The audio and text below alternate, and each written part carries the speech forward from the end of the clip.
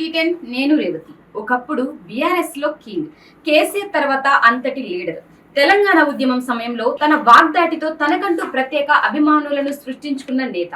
ఆ స్థాయి నేత బీఆర్ఎస్ నుంచి బీజేపీలో చేరాక ఆయన రాజకీయ ఎదుగుదల పల్లేరు కాయల మీద నడక మాదిరిగా మారింది. బీజేపీలో ఏం చేయబోయినా పంటి కింద రాయి మాదిరిలా సీనియర్ల తీరు ఆయనకు ఆటంకంగా మారింది. బీఆర్ఎస్ లో ఉన్నంత కాలం ఓటమి ఎరగని ఆయన మొన్నటి అసెంబ్లీ ఎన్నికల్లో పోటీ చేసిన 2 చోట్ల ఘోర పరాభవాన్ని ఎదుర్కొన్నారు. ఆ తర్వాత వెంటనే వచ్చిన పార్లమెంట్ ఎన్నికల్లోనూ పార్టీ రాష్ట్ర నాయకత్వం నుంచి పెద్దగా సపోర్టు లేకపోయినా రేయింబవర్లు కష్టపడి తన సొంత టీం తో ముందుకెళ్లి తన వ్యక్తిగత ఇమేజ్ తో గెలిచారు.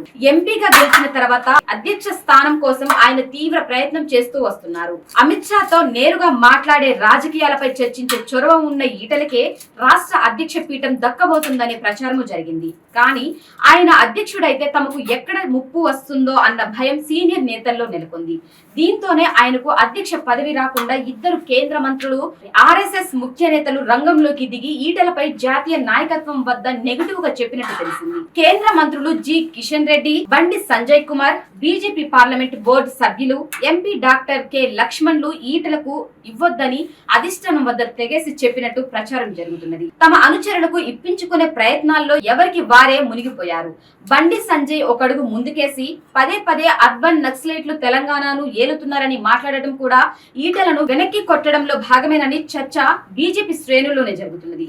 హైడ్రా కూల్చివేతలు, మూసి సుందరీకరణ విషయంలో ప్రభుత్వానికి వ్యతిరేకంగా ప్రతిరోజు ఈట బస్తీల్లో తిరిగి బాగా పాపులర్ అయ్యారు.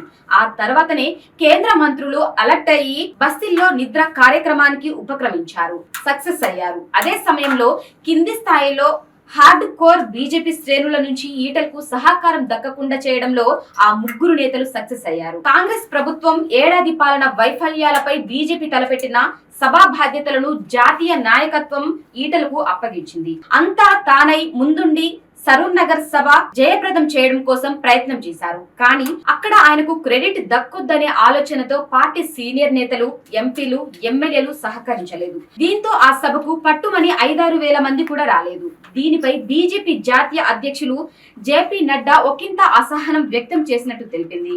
ఈటలను బ్లేమ్ చేయడంలో ఈ విధంగా బీజేపీ సీనియర్ నేతలు సక్సెస్ అయ్యారు. ఎంత చేసినా ఇంతేనా అని ఈటల రాజేందర్ డైలమాలో పడిపోయారు. బీఆర్ఎస్ లో ఉన్నప్పుడు తనకు దక్కిన గౌరవం ఏంటి, బీజేపీలో దక్కుతున్న గౌరవం ఏమిటి, బీఆర్ఎస్ లో కంటే బీజేపీలోకి వచ్చాకనే ఎక్కువ అవమానాలకు గురవుతున్నానని బెరీజు వేసుకునే ఆయన ఇటీవల మౌనం దాల్చారని వినిపిస్తోంది. తనకు అధ్యక్ష పదవి రాకుండా జాతీయ స్థాయిలో రాష్ట్ర నేతలు పైరవీలు చేయడంపై ఆయన గురుగా ఉన్నారు. అందుకే ఈటల రాజేందర్ బీజేపీ రాష్ట్ర కార్యాలయానికి రావట్లేదనే చర్చ నడుస్తున్నది. ఈటల మౌనం ఏ పరిమాణాలకు దారితీస్తుందో వేచి చూడాల్సిందే. దీనిపై మీ కామెంట్ తెలియచేయండి. ఇది ఇవాళ న్యూస్, చూస్తూనే ఉండండి టీ10.